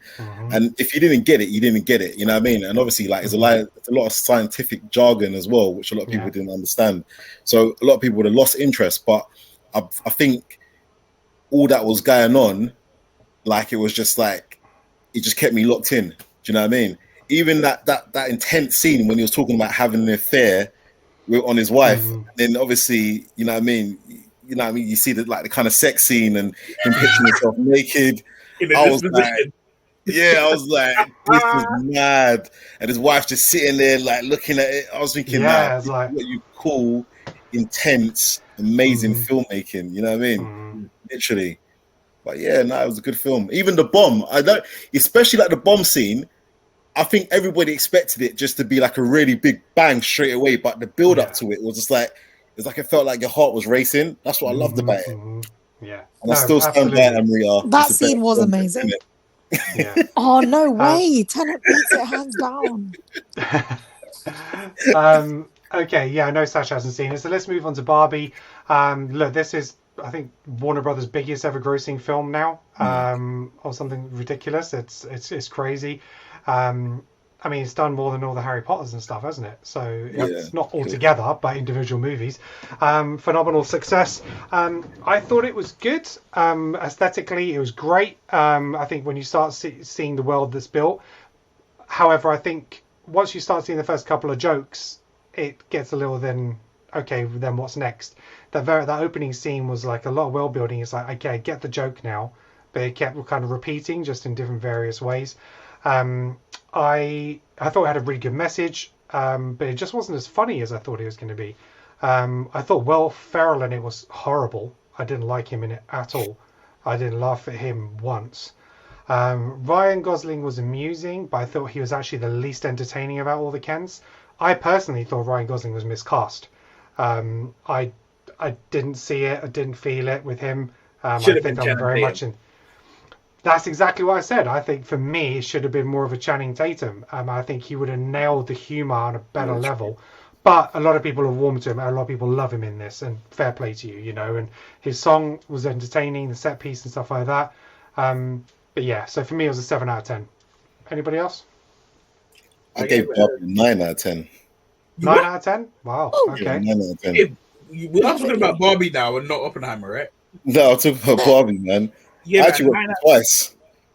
Yeah, good for you, Lee. Good for you. You know it is. I think you gave the Flash a 9, so you can pipe down. Carry on, Lee. I just wanted to make sure. I just wanted confirmation. That's what I said. You know it is. So what gave it a 9 for you, Lee? Yeah, I think it's the story itself, the meaning behind it. You know what I mean? Like how the Barbie sees the world itself. Like literally, I think that was just, it was powerful. I think it's a film that, like, basically all little girls should definitely see. Definitely all little boys, they should see it as well, in that sense of understanding how to understand, like, females in that sense as well. I felt like basically it was, what I went in there was the expectation that this is going to be cheesy, it's going to be stupid, but like actually the meaning behind it itself, that's what I thought. Yeah, this is great. This is actually a great movie. Do you know what I mean? I see what you're saying, that Channing Tatum, 100% he would have killed it. I think that he would have done a better job than Ryan Gosling. Don't get me wrong, but I did think like Ryan Gosling was quite good in it as well. I did feel like he did have his points where he, like, when he kept on doing the Mojo Dojo Casa House. Yeah, like, to me that was quite funny, and I feel like, as you said, I think Will Ferrell was terrible in it, just up until the point when he was like, get into the box, you Jezebel. like I think that was a funny line in the film, like, from him. Yeah. You know what I mean? And but I just feel like he didn't really need to be in the movie. You know what I mean? He was just the boss. I was the man and everything else. But as I said, I gave it the highest score because it's just the meaning behind it itself, and it teaching, like, young girls as well to literally, you don't need this, you don't need that. You can just be normal, and we're not going to kind of bow down inside this man's world. We're going to be the females that we are, and I loved it. I can't lie, I loved it. Yeah. Okay. Yeah, Emma loved it as well. She wasn't really sure about this movie, didn't know what to expect, but she came out and she absolutely loved it. Yeah, she loved the message, she loved the meaning, she liked the humor. Yeah, it was. She really liked it. So Neil, what did you give it? I gave it a 7.5. Mm-hmm. I mean, it's not a terrible film. I think I keep describing it as Deadpool for feminism. Okay. Right, as in, I basically, what Deadpool was for most, teenage to early 20-year-old men. It's just like it's advanced level fart jokes, right? That is essentially what Barbie was for feminism. I mean, I disagree with what you said, Lee, but not in a negative way, if that makes sense. Yeah, You said that you feel like boys and girls needs to see it because it will make them feel like they can, like, they don't have to conform to what the world wants them to be. I kind of feel like this film is a terrible idea for young kids to see. I feel like this is solely a film for adults. Once you've experienced life, you understand, discrimination in certain levels. You understand people having levels of expectations from you, being like, oh, whether you're a pretty girl, you should only behave in this way. You're, a handsome man, you should behave in this way, because it kind of reminded me a bit of like Ghostbusters Answer the Call, where it was like all the men in this movie are stupid. Barring, what was it? I can't remember his name. Was it Alan? Other than Alan, every man in this film was dumb. Like stuck on stupid dumb. Alan was just like, I'm not the brightest, but I ain't as stupid as these guys. So in that, and I was like, what is that teaching men, boys and girls, right? It's, look, when I, it's too long to get into on this, but I did have my issues with the film. I didn't think it was good, and I thought it's a film that definitely needed to be made and definitely needed to be seen, but it definitely had a number of issues in what it was. I think it was intention versus execution is where they had a mismatch. Okay. All right. Amrita, what do you think? I have a lot I could say about this, but I'm going to try and keep it succinct. So firstly, I'll give it the score. For me, it was an 8.5. I loved this film. I kind of knew I would like it. I knew from the trailer it would be something I'd enjoy, but I thought it was going to be like a silly, like time pass kind of jokey adult version of Barbie. And it wasn't just that. I agree with Lee. I think the message was way more profound than I thought it would have been. And as a female, as the only female in this group, I really appreciated it. There were bits where like America Ferrera's entire monologue, I wanted to get up and applause. Genuinely, I was just like, hell yeah, finally someone's calling it out. But yes, there was a lot in terms of like the man's side of it, the masculine side, that I don't think is necessarily beneficial for little boys to see in a representation of themselves. However, when it comes to women and feminism and all of that jazz, I think it's very easy, especially in today's world, to think, we've got the power, I can be whoever I want to be, all of that stuff, which is fantastic. But I think men get lost in that if they are not very confident in themselves. And I think the good thing about this film was that Barbie addresses that like friend zone topic with a friend who really likes her and thinks therefore he's entitled to be with her. And she's like, no, I don't owe you anything, but at the same time, I'm not trying to disrespect you or emasculate you. And I think that is something I really appreciated. That was probably the most profound message of the whole film for me. But yeah, I mean, I've made it really serious, but actually it was just very fun.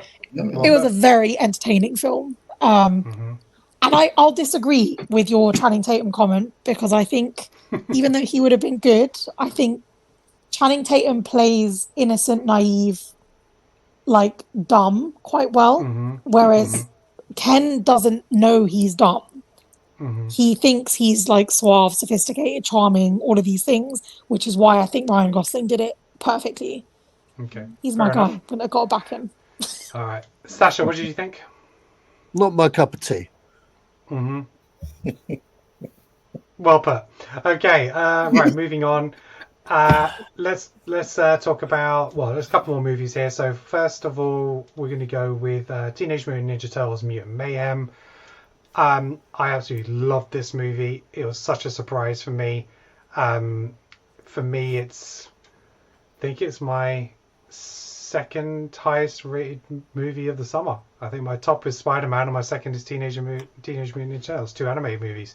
I just love the way that they portrayed the characters. I love the voice acting, the way the brothers were just constantly back and forth, the way they would talk over each other.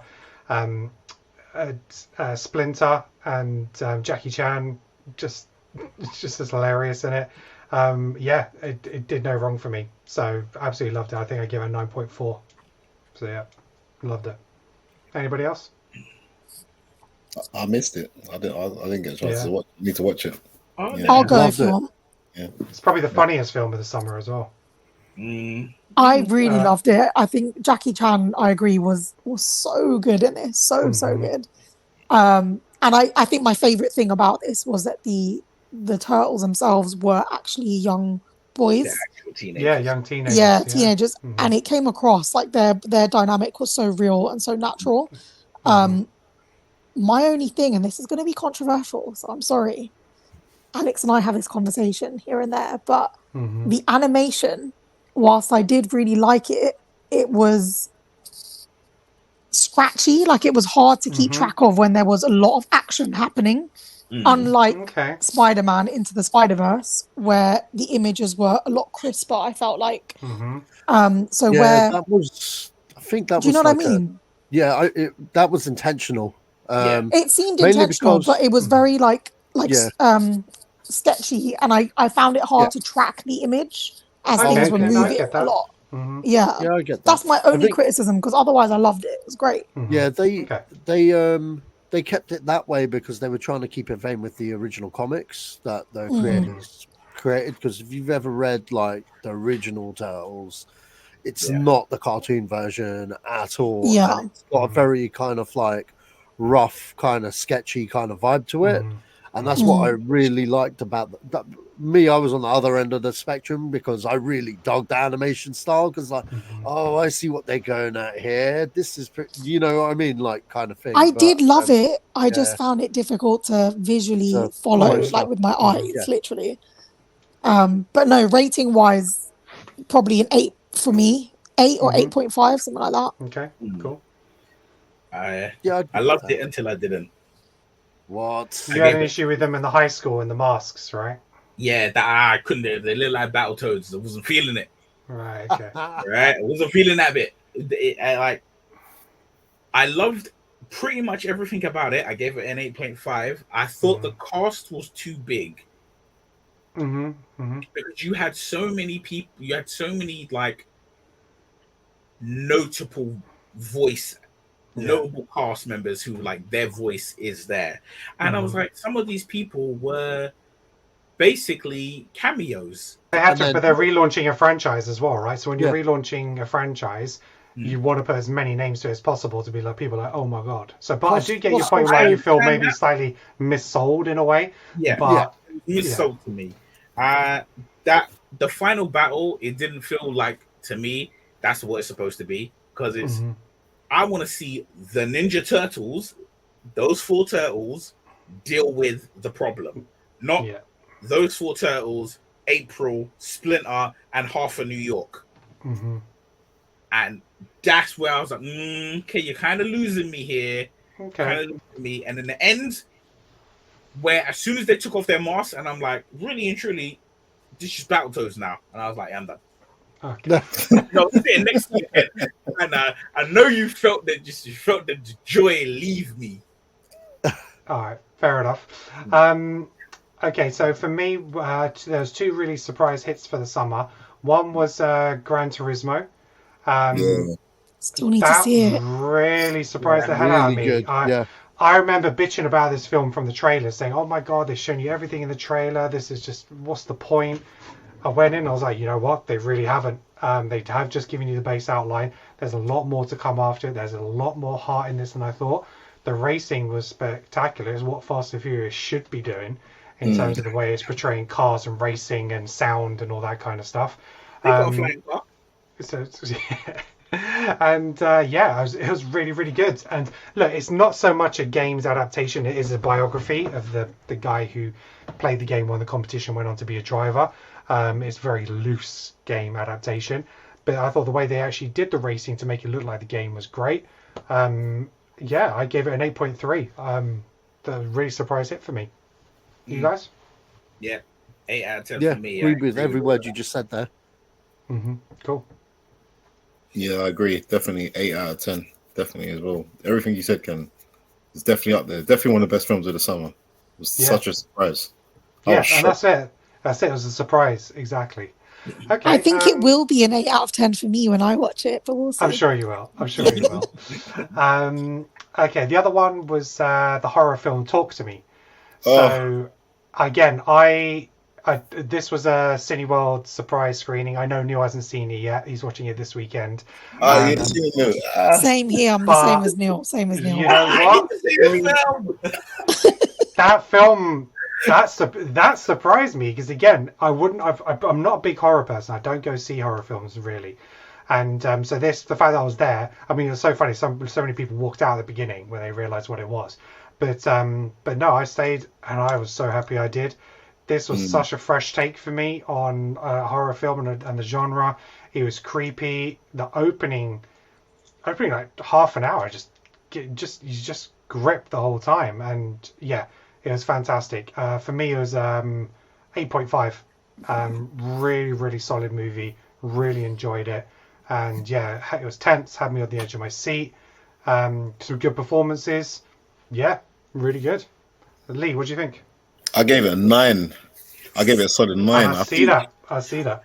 I think the originality with it, and it went from like them playing with the hand, laughing, to like now shit is getting serious. You know what I mean? Like this is not a joke, and like I've never I'll say I've never, but let's say I haven't watched a horror film in a long time that I've watched, and basically I've actually felt like really scared.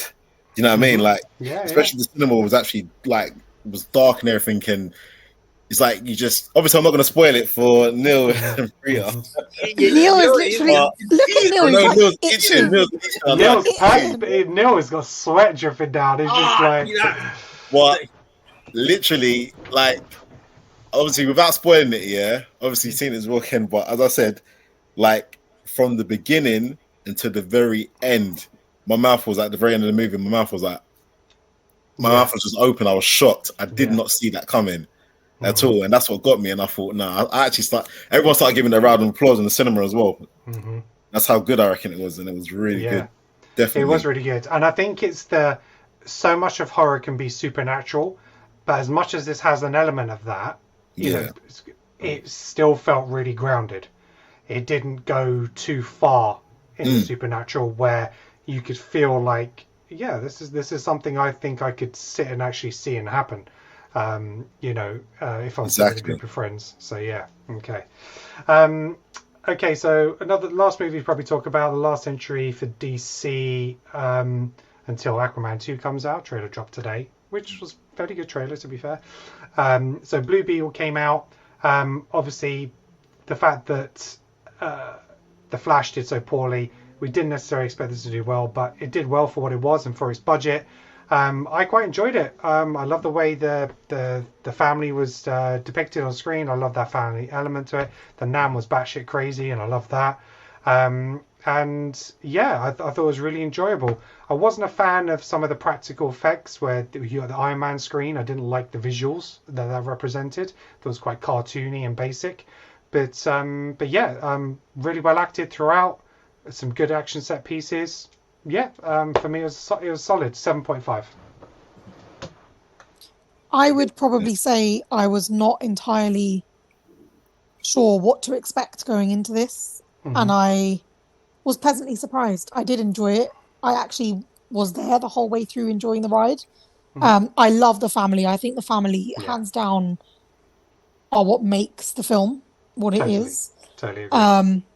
I'm not entirely convinced on Susan Sarandon as the baddie. I'm not entirely convinced on I forget her name, but even the girl that gives him the box, let's say. There's no need for a character, Yeah, like there's a bit that I'm a bit like, meh, typical DC mehness.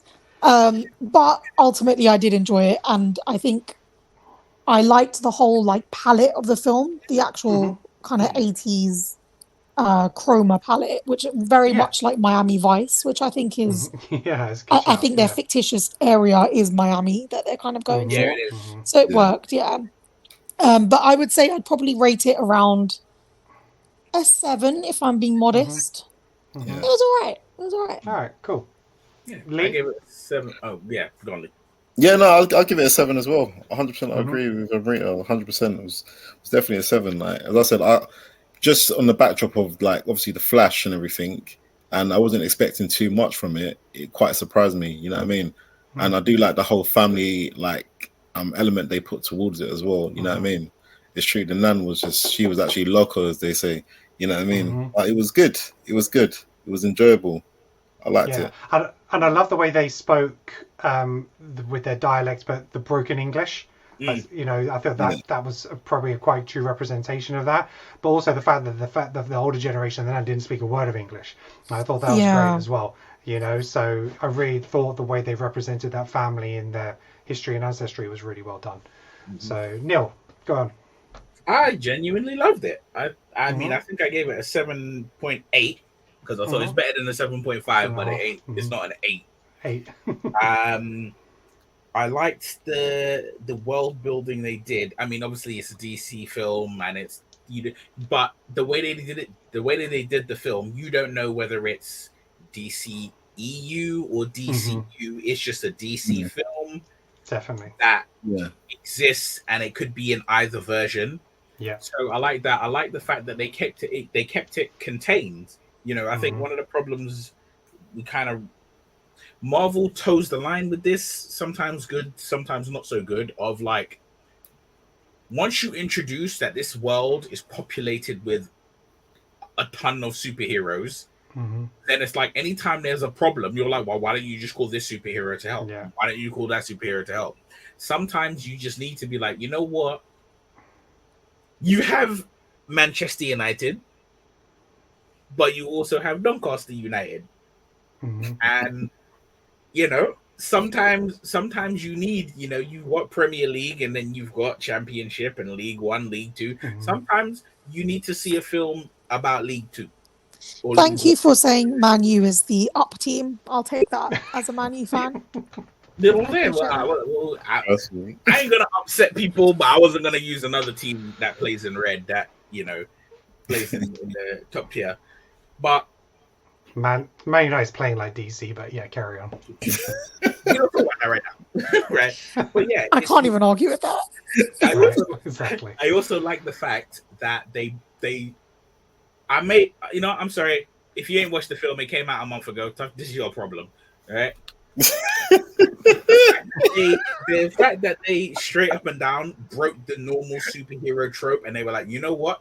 His family knows he's a superhero. With my headphones off, I'm just letting you know I ain't seen the film, so I'm taking them off until Neil's finished talking. Well, when I give you the thumbs up, you can come back, right?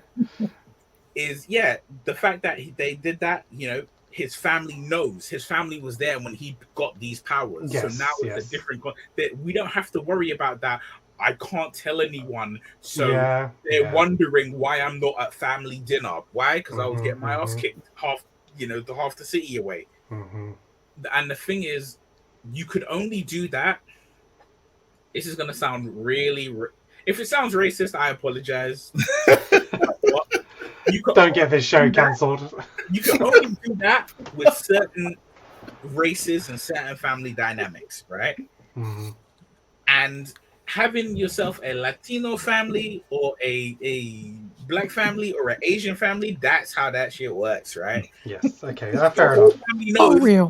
this, and everybody knows, and you're like, oh, you become, and everybody's got an opinion on your powers. Everyone's got an opinion on your suit. Everyone's got an opinion on the other superheroes that populate the world. That is that. So I appreciated that, and I appreciated the nods that they gave to the wider world, not of DC, but of Blue Beetle. Yeah. Yeah. Sacha can come back. Right. Okay. So He's still not come back. Okay. Sacha, come back. Come back. Come back. Yeah. Okay. We good, yeah? Right. Yeah, we're good. So those are all the movies that I wanted to talk about today. Is there any movies that you guys want to just talk about that we haven't mentioned quickly? I just got through the post. The Post? Oh, what did you think? Oh, I've seen it. Oh, I saw Following. it before. I saw it before. I had a Following. high seas Following. copy of this. Have you guys ever seen this film? This is so. The Nolan film. This is Nolan's first film, isn't it? Yeah. Oh, Alex no, has I think I've seen it. Alex has ordered it on Sky, but we've not watched it yet because it's something we definitely want to watch. It's a good Apparently, it's watch. amazing. It's a good watch. It's a good watch. Let me try and run this real quick, Ken, because I got. Go on, give me your films and your scores. Go on, give me a rundown. All right. I saw The Blackening. It wasn't great. I gave it a 6 out of 10. I need to see that. I haven't seen that yet. Yeah, I gave it a 7.5. Okay. Yeah, it had issues for me. I saw They Cloned Tyrone. That was an 8.5. I loved it. It's funny, man. Yeah. I saw Insidious: The Red Door, 7.5. Was there anything else? I mean, I saw some stuff on Apple TV. I saw Ghosted. That was like a 6.5. It wasn't the best. Was that the Chris Evans one? Huh? Is that the Chris Evans one? Yes, Yeah. Chris Evans and your lady Ana de Armas. Ana de Armas, yeah. Yeah. I saw Rye Lane. I gave that a 7.5.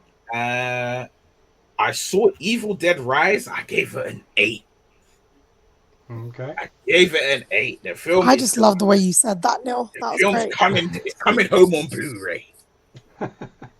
I saw Air. That was an 8, but the more I think about quality. it, I feel like it needs to be like an 8.5. How did we not talk about Air? Was that pre-summer? I think we've covered. Yeah, I think we covered that before we went off air. So yeah. Okay. So yeah, say. those films. What about Extraction 2? Yo, that's an underrated. That's good. Extraction. That's Still need to watch that. That was an 8. 8. Yeah, 8.2. I'll probably give it 8.2. That was.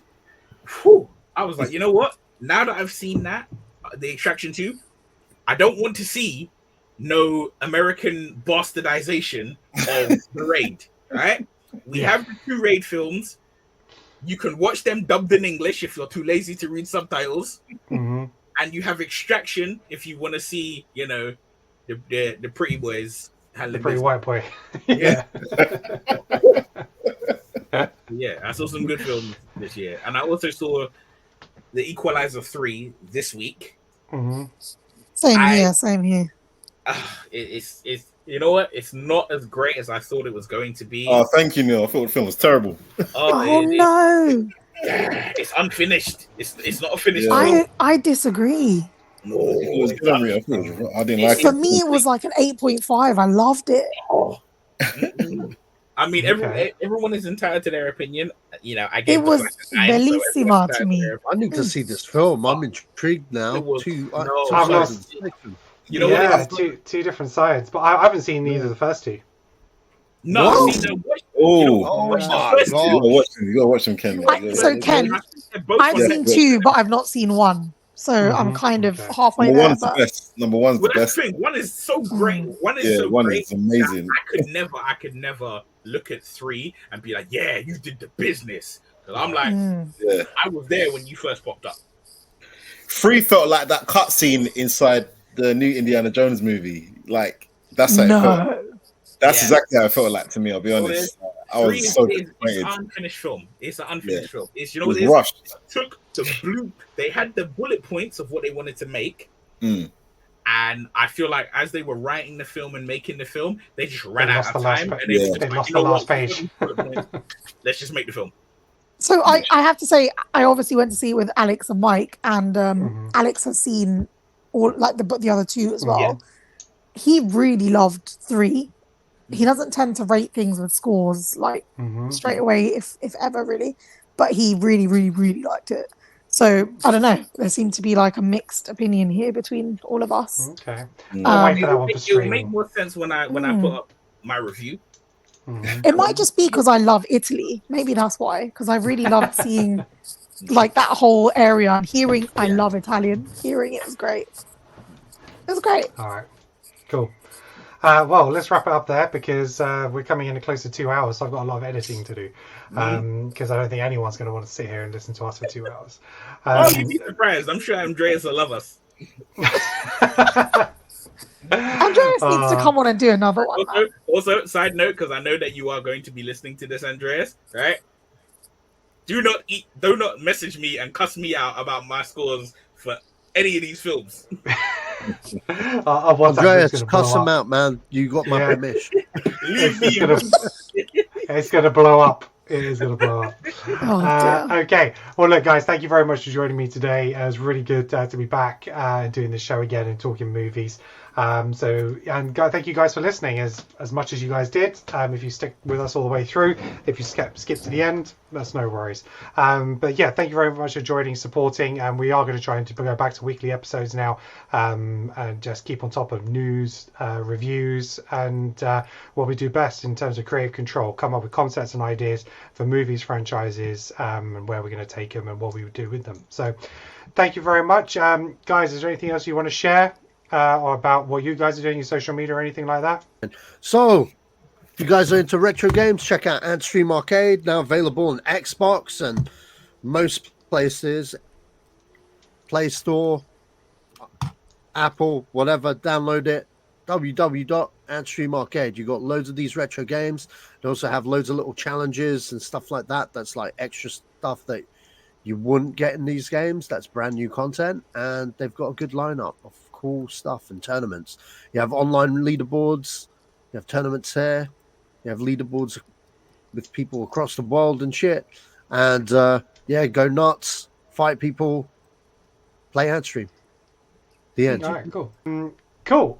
Thank you very much. Look, thanks again. Look, you can check out our video podcast, obviously, on YouTube. The audio podcast is available on all major platforms, including iTunes, Spotify, Amazon, everywhere you get your podcast. Thanks for it. Yeah, Good Pods. Thank you very much. Yeah. Good Pods, and a really good shout out to Good Pods. They are a great source for independent podcasts, like people like ourselves. Some really fantastic content out there, so definitely check out Good Pods for a great listen. And look, if you liked it, make sure you like and subscribe and follow us for more. Thanks very much, and until next time, peace out.